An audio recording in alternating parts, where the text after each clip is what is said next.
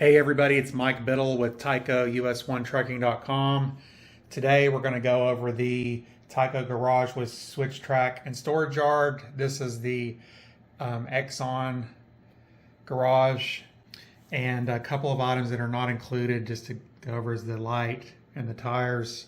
I just took a couple of old tires to demonstrate, something extra you can do on the set, and of course the vehicles are not included either. So what is included is your turnout track and the clip, the sticker sheet. You're going to have the base, the roof sign, and then your wall sections. And then this is what they refer to as the fence on the sheet as well.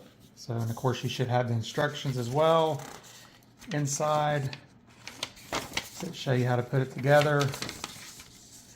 And one tip that I will give you, these will break if you're not careful, so I definitely strongly suggest warming them up carefully with a blow dryer and get them warm before you start to bend them. And then this is what the box looks like. This is actually a pretty good example for the box.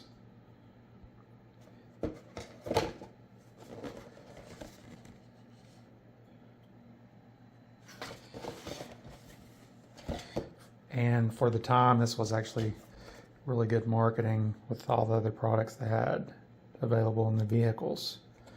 The idea was you could buy the set and then keep adding on to it. So next I'll demonstrate on the track how the set actually works.